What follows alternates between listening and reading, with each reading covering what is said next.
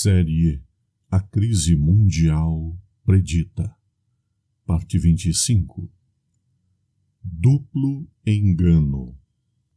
A tática de Satanás nesse conflito final com o povo de Deus é a mesma que empregou no início da grande controvérsia no céu. Pretendia estar procurando promover a estabilidade do governo divino, enquanto secretamente envidava todo o esforço para assegurar a sua subversão. E da mesma obra que assim estava procurando realizar, acusava os anjos fiéis. Semelhante política de engano tem realizado a Igreja Romana. Tem professado agir como representante do céu, ao mesmo tempo em que busca exaltar-se acima de Deus e mudar a sua lei. Sob o governo de Roma, os que sofreram a morte pela sua fidelidade ao Evangelho eram denunciados como malfeitores. Declarava-se estarem associados a Satanás, e todos os meios possíveis foram despendidos para cobri-los de opróbrio, para fazê-los parecer, aos olhos do povo, mesmo aos seus próprios, como os mais vis dos criminosos. O mesmo acontecerá agora. Enquanto Satanás procura destruir os que honram a lei de Deus, fará com que sejam acusados como violadores da lei, como homens que estão desonrando a Deus e trazendo juízos sobre o mundo. Leis religiosas. A chave.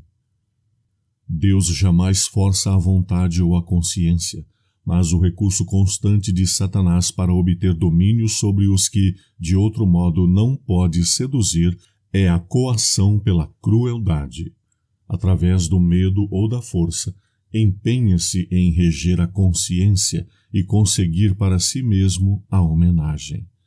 Para conseguir isto, opera tanto pelas autoridades civis como pelas eclesiásticas, persuadindo-as à imposição de leis humanas em detrimento da lei de Deus.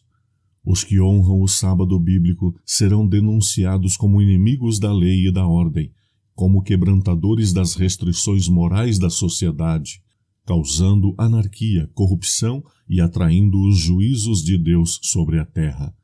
Os seus conscienciosos escrúpulos serão taxados de obstinação, teimosia e deslealdade às autoridades. Serão acusados de deslealdade para com o governo. Eclesiásticos que negam a obrigatoriedade da lei divina apresentarão do púlpito o dever de prestar obediência às autoridades civis como ordenadas por Deus. Nas assembleias legislativas e nos tribunais de justiça, os observadores dos mandamentos serão caluniados e condenados. Dar-se-á um falso colorido às suas palavras e a pior interpretação aos seus motivos. Decretando uma lei. Ao rejeitarem as igrejas protestantes os claros argumentos das Escrituras em defesa da lei de Deus, almejarão fazer silenciar aqueles cuja fé não podem subverter pela Bíblia. Conquanto se neguem a ver o fato, acham-se agora a enveredar por um caminho que levará à perseguição dos que conscienciosamente rejeitam praticar o que o resto do mundo cristão está a fazer e a reconhecer as pretensões do sábado papal. Os dignatários da Igreja e do Estado unir-se-ão para subornar, persuadir ou obrigar todas as classes a honrar o domingo.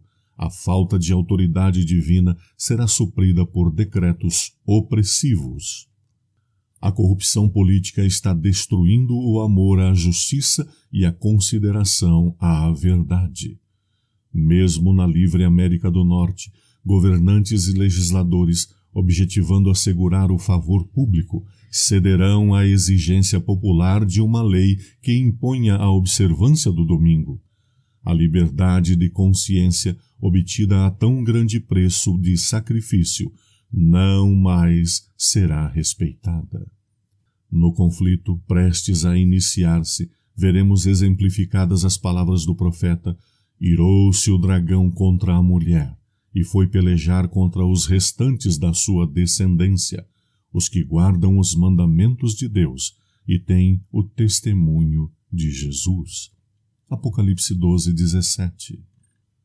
A perspicácia e astúcia da Igreja Romana são assombrosas. Ela sabe ler o futuro, aguarda o seu tempo, vendo que as igrejas protestantes lhe estão rendendo homenagem com a aceitação do falso dia de repouso e que se preparam para impô-lo através dos mesmos meios que empregou em épocas anteriores. Os que rejeitam a luz da verdade buscarão ainda o auxílio deste poder que se intitula infalível, com o propósito de exaltar uma instituição que deve a sua origem a Roma. Não é difícil prever quão rapidamente ela acudirá em auxílio dos protestantes nesse movimento. Quem compreende melhor do que os chefes papistas como tratar com os que desobedeceram à Igreja? Preparação para o fim. A Igreja Católica Romana, com todas as suas ramificações pelo mundo inteiro, forma uma extensa organização dirigida pela sede papal, destinada a servir os interesses desta.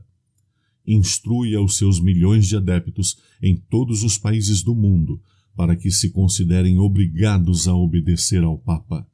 Qualquer que seja a sua nacionalidade e governo, devem considerar a autoridade da Igreja acima de todas as demais. Ainda que prestem juramento de fidelidade ao Estado, sempre permanecerá por trás o voto de obediência a Roma, que os absolve de toda a obediência contrária aos interesses dela. A advertência foi dada. A palavra de Deus tem dado advertência quanto a este tão iminente perigo. Sejam descuidados estes avisos e o mundo protestante saberá quais são os verdadeiros propósitos de Roma, porém já será tarde para sair da armadilha. Roma está aumentando silenciosamente o seu poder.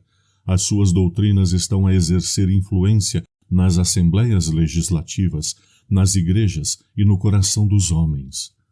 Está a erguer seus majestosos e imponentes edifícios em cujos secretos recintos repetirá as suas antigas perseguições. Ocultamente e sem despertar suspeitas, está a acumular as suas forças para alcançar os seus próprios fins e dar o golpe no seu devido tempo. Tudo o que Roma deseja é assegurar uma oportunidade, e esta já lhe tem sido concedida. Em breve veremos e sentiremos os propósitos do romanismo. Qualquer que creia e obedeça à palavra de Deus cairá em opróbrio e perseguição. Qual firme cedro é minha fé, refúgio em temporal. Qual arma muito potente é, espada contra o mal. Avante vou sem me deter, meus olhos tenho em meu Senhor. Em cada luta quero ser soldado de valor. Qual firme cedro é minha fé, abrigo me dará.